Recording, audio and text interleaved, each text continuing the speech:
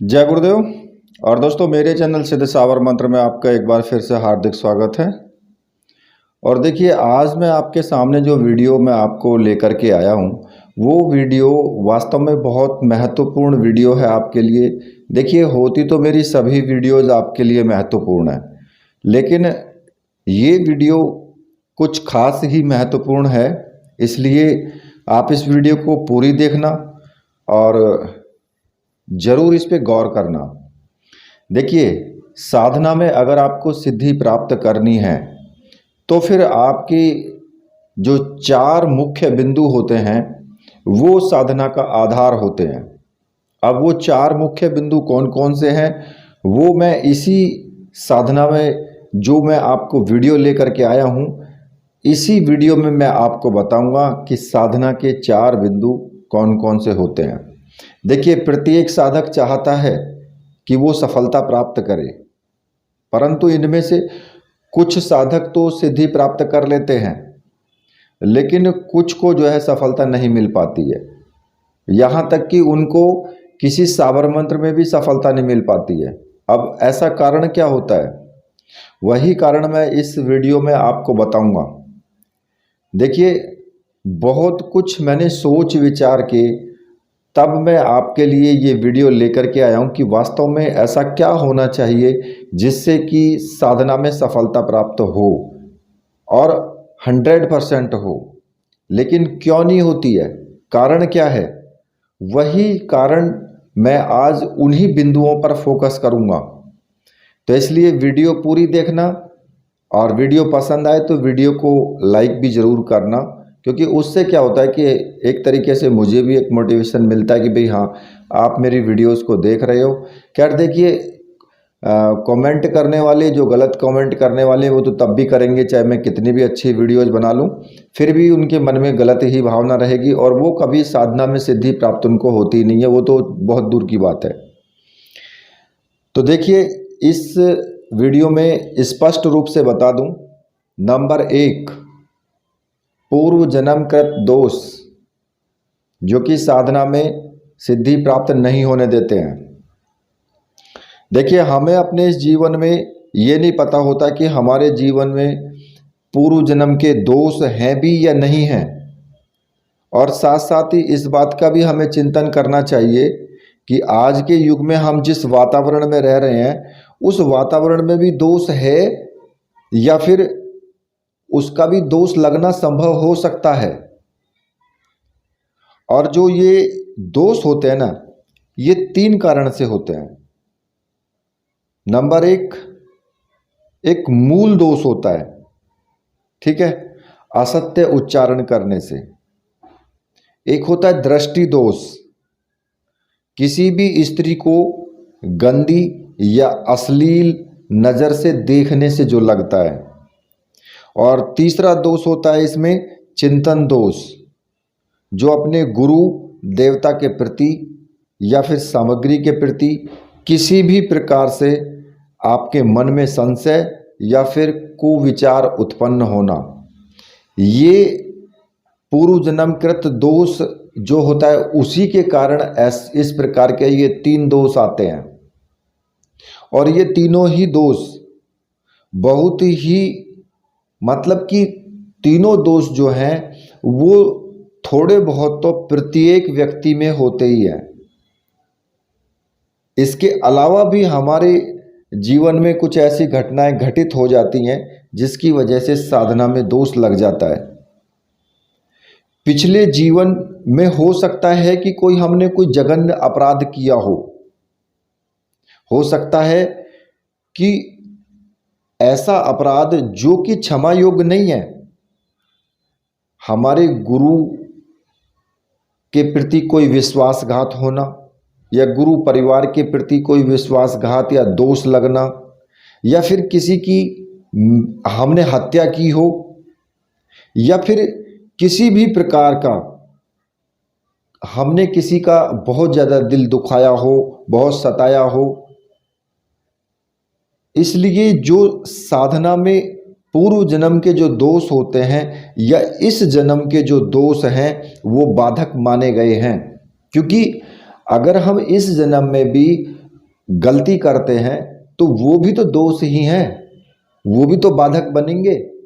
तो पूर्व जन्म के भी और इस जन्म के भी दोनों दोष बाधक बनते हैं, ठीक है। और जो ये दोष है पूर्व जन्म का दोष, इस दोष के लिए जो इसका परिमार्जन है वो साधना से पूर्व अगर हम कुछ मंत्रों का जाप करें, और अगर मैं आपको बताऊं तो मेरी राय में जो पापांकुशा साधना है जो कि मैंने चैनल पर दी है, आप सर्च कर सकते हैं उसको, पापांकुशा चैनल पर जाएंगे, पापांकुशा साधना लिख करके उसको सर्च करेंगे, चाहे आप हिंदी में लिखो चाहे इंग्लिश में लिखो, साधना आपके सामने आ जाएगी वो वीडियो। और उस वीडियो को आप देखेंगे, अगर आप उस साधना को पहले कर लेते हैं तो आपको ज़रूर सफलता मिलेगी किसी भी साधना में, ठीक है। वो ज़रूरी है, कम से कम 1.25 लाख मंत्रों का जाप उसका होना चाहिए। दूसरा मैं आपको एक चीज़ और बता देता हूँ कि जो ये मंत्र मैं आपको बताने वाला हूँ, इससे क्या होगा कि धीरे धीरे आपके पिछले जन्म के जो दोष हैं और वो जो पाप हैं वो तो कटेंगे ही, और इस जीवन में जो आपने जो दोष किए हैं वो भी समाप्त होंगे। और यही नहीं, नित्य जो व्यवहार है आपका और जो दोष व्याप्त हो जाते हैं किसी भी कारण से, जो व्यवहार के कारण से हमारे जो कि हम अब कर रहे हैं, वो भी समाप्त होंगे इससे, ठीक है। ये जो गोपनीय मंत्र है ये मैं आपको इसी वीडियो में दूंगा, ठीक है। ये बहुत महत्वपूर्ण मंत्र है और गोपनीय मंत्र है। तो देखिए ये जो मंत्र है ये आप नोट कर लेना और इसको जपना जरूर। इस मंत्र की कोई संख्या निर्धारित नहीं है, ठीक है। तो मंत्र इस प्रकार से है, ओम तस्य वितुर्वरेण्यम सर्वदोष पापान निवृत्य धियो यो नः प्रचोदयात्। इस मंत्र का जितना जाप कर सकते हैं उतना जाप करें, गायत्री साधना करें, ठीक है। गायत्री मंत्र के संयोग से ही दोनों को मिक्सचर करके ये मंत्र बना हुआ है और इसकी कोई जाप संख्या निर्धारित नहीं है। यथासंभव जितना भी तुम जाप कर सकते हो, जब भी तुम्हें अवसर मिले तभी इस मंत्र का जाप आपको करना चाहिए। भले ही तुम 1 माला का जाप करो इसका, ठीक है। अगर आप प्रतिदिन की साधना में जो कि आप दैनिक साधना करते हैं उसमें अगर आप 1 माला का भी जाप प्रतिदिन इसका कर लेते हैं तो आपके जो पूर्व जन्म के दोष हैं वो धीरे धीरे, और इस जन्म के भी दोष धीरे धीरे कट जाएंगे। अब आप चाहे 1 माला का जाप करो चाहे आप 100 माला का जाप करो, मगर इससे साधना में सिद्धि प्राप्त होने में सुविधा जरूर होगी, ठीक है। तो ये पहला बिंदु हो गया कि जो पूर्व जन्म के दोष और इस जन्म के दोष, उन पर हमें जरूर फोकस करना चाहिए। इसकी वजह से हमारी साधना सिद्ध नहीं हो पाती है। अब दूसरा नंबर आता है तप का। तप का जो तात्पर्य है वो होता है अपने आप को तपाना, अपने अंदर के जो दोष हैं, अपने अंदर की जो गंदगी है उसको बाहर करना। अब कैसे? देखिए साधक को चाहिए कि वो अपने शरीर को और अपने जो अंतःकरण है उसको तपा करके शुद्ध करे। तपाने से तो यार मिट्टी का जो बर्तन होता है ना वो भी शुद्ध हो जाता है, वो भी धातु की तरह सख्त हो जाता है। अगर उसको तपाते, देखते हो ना कुम्हार जब मिट्टी के बर्तन बनाता है तो वो भी सख्त हो जाता है। और सोने को जब हम तपाते हैं ना, सोना भी चमकने लगता है, चाहे चांदी हो या सोना हो। जब हम उसको तपाएंगे तो फिर देखना उसकी चमक कितनी बढ़ जाती है। तो तपाने का मतलब क्या होता है कि सोने के अंदर जो गंदगी है वो गंदगी फूंक करके खत्म हो जाती है सोने को तपाने से, और सोना जो है वो निर्मल और बिल्कुल एकदम तेज हो जाता है उसके अंदर। तो इसलिए साधक को अपने जीवन में तपस्या को विशेष महत्व देना चाहिए, ठीक है ना। इस तपस्या के अंतर्गत जो है मुख्य रूप से 5 प्रकार के नियम आते हैं। सादा रहन सहन, बिल्कुल एकदम अत्यंत सादा रहन सहन, बिल्कुल शुद्ध वातावरण में रहना और रहन सहन जो उसका सादा होना चाहिए। सामान्य रूप से शुद्ध और सरल शाकाहारी भोजन करना। अहंकार का त्याग करना। नंबर 4 पे आता है सदाचार का आचरण करना। ठीक है। और 5वें पर आता है एक ही आसन पर बैठकर तपस्या के द्वारा शरीर, मन और अंदर जो अंतःकरण है उसको शुद्ध और पवित्र बनाए रखना। देखिए, इन सभी कार्यों में एक तरफ जहां साधक का जो है, साधक में एक सात्विकता का जो उदय होती है, मतलब सात्विकता एक उदय होता है उसके अंदर, और दूसरी तरफ उसका जो शरीर है और जो मन है वो शुद्ध होकर के पवित्र और दिव्य बन जाता है वो, जिसकी वजह से साधनाओं में वो सफलता प्राप्त कर सकता है और शुद्ध मन की वजह से अपने इष्ट के साक्षात दर्शन करने में पूर्णता प्राप्त कर सकता है वो। तो इसलिए हमारे पूर्वजों ने जो है तपस्या को साधना का एक अंश माना गया है, और जैन धर्म में तो तपस्या को ही पूरी साधना मान ली गई है। ये आवश्यक नहीं है कि आप केवल साधना काल में ही इन नियमों का पालन करें या इनका ही आचरण करें। आपको ये जो नियम है, ये जो तपस्या है, ये अपने जीवन में एक प्रकार से ढाल लेनी चाहिए, अपने जीवन में इसको लाना चाहिए। ऐसा नहीं है कि भाई साधना कर रहे हो तो आप ब्रह्मचर्य व्रत का भी पालन करोगे और जो दूसरे जैसे कि सदाचारी रहना या फिर शाकाहारी भोजन करना, अहंकार को खत्म करना, आचरण शुद्ध रखना, ये सब साधना में ही करोगे।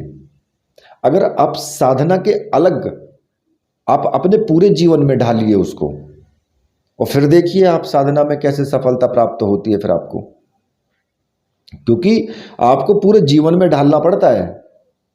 ऐसा नहीं है कि साधना में करोगे तभी आपको जो है सफलता मिल जाएगी। तो पूरे जीवन में अगर आप इन गुणों का विकास करते हो तो समाज में भी आप सम्मानित हो जाओगे। ठीक है। अब तीसरे नंबर पर आता है मंत्र। साधना में सिद्धि, सफलता के लिए मंत्र जो है विशेष महत्वपूर्ण है। अक्सर लोग क्या करते हैं कि पुस्तकों में देख करके और मंत्र जपना शुरू करते हैं, वो दोष युक्त होते हैं, उनमें दोष होता है, क्योंकि शास्त्रों में भी ऐसी मान्यता है कि यथासंभव जो भी गुरु हैं आपके, वो अपनी तरफ से चाहे वो उच्चारण करके बताएं उसका, चाहे वो पत्र में लिख करके बताएं या उनकी किसी पत्रिका में हो, उसका उपयोग करें। और तीनों रूपों में ही जो मंत्र है उसकी महत्ता सिद्ध हो जाती है। वो मंत्र जो है वो बिल्कुल एकदम सही होता है, फिर उसके अंदर दोष नहीं होता। और इस बात का भी हमें चिंतन करना चाहिए कि मंत्र जो है वो बिल्कुल एकदम प्रमाणिक हो, शुद्ध हो। ठीक है ना। और मंत्र के प्रति हमारी पूरी आस्था होनी चाहिए। जितनी अधिक आस्था मंत्र के प्रति होगी, साधना में सफलता भी उतनी ही जल्दी आपको मिलेगी। वैसे तो देखो मंत्र कई प्रकार के होते हैं।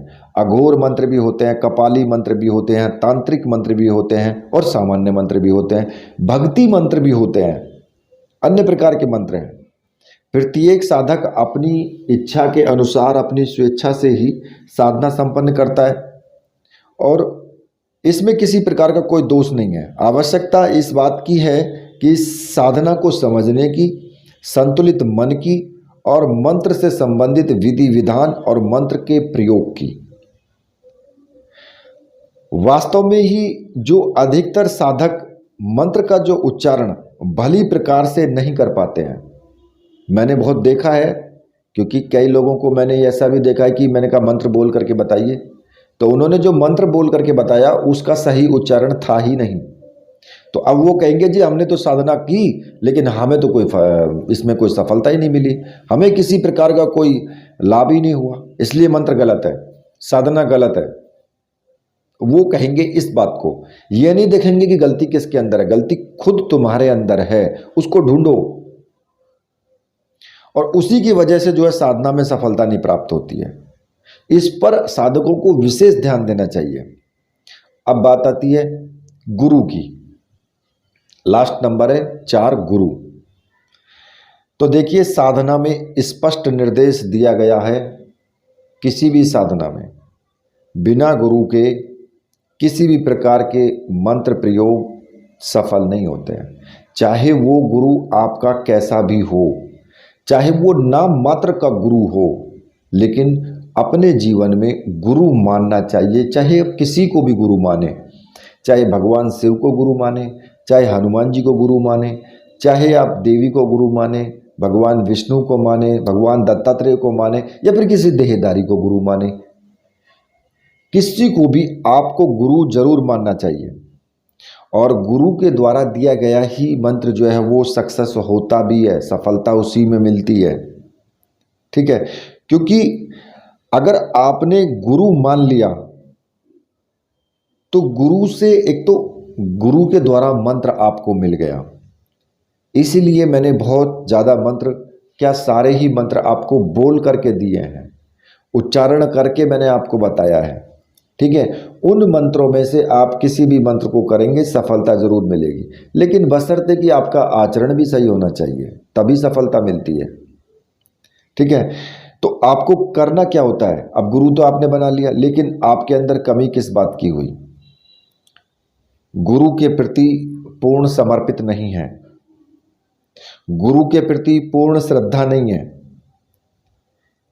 या किसी भी परिस्थिति में आलोचना या फिर किसी भी प्रकार से सामग्री पर, माला यंत्र पर या गुरु पर अविश्वास होना, तब आपको साधना सिद्ध नहीं होती है। आपको क्या होना चाहिए? गुरु के प्रति पूर्ण समर्पित होना चाहिए, गुरु के प्रति पूर्ण श्रद्धावान होना चाहिए। किसी भी परिस्थिति या आलोचक, जैसे कि कोई आलोचना करता है या कोई बुराई करता है, तो वो जो दोष है वो गुरु के प्रति हमारी आस्था को न्यून करता है। वो अगर कोई आलोचक हमारे सामने हमारे गुरु की बुराई करता है तो वो हमारे अंदर भी एक न्यूनता पैदा होती है। इसलिए कभी भी आपको गुरु की आलोचना नहीं सुननी चाहिए। ठीक है, ये ध्यान रखना, गुरु की आलोचना अपने सामने मत सुनना कभी भी। और यथासंभव गुरु की सेवा करनी चाहिए। समय समय पर जब गुरु दिवस आता है तो गुरु को विशेष रूप से कुछ उपहार या सम्मान उनको देना चाहिए। उपहार उनको विशेष रूप से भेंट करना चाहिए। गुरु की एक प्रकार से आशीर्वाद लेना चाहिए जब गुरु दिवस आता है। ठीक है, तो ये जो कुछ चीज़ें हैं, ये 4 चीज़ें मैंने आपको बताई हैं। अगर इन 4 चीज़ों पर आप ध्यान दोगे, इन पर आप अपना फोकस रखोगे, तो फिर आपको साधना बहुत जल्दी सिद्ध होती है, किसी भी मंत्र को सिद्ध करने में सहायक होती हैं। तो इसलिए इन चीज़ों पे आप गौर करना। इसी के साथ अब वीडियो को मैं यहीं पर समाप्त करता हूँ। तो मेरे साथ बोलिए, बोलिए वीर बजरंगबली हनुमान जी महाराज की जय, बोलिए मेरे परमहंस गुरुदेव की जय।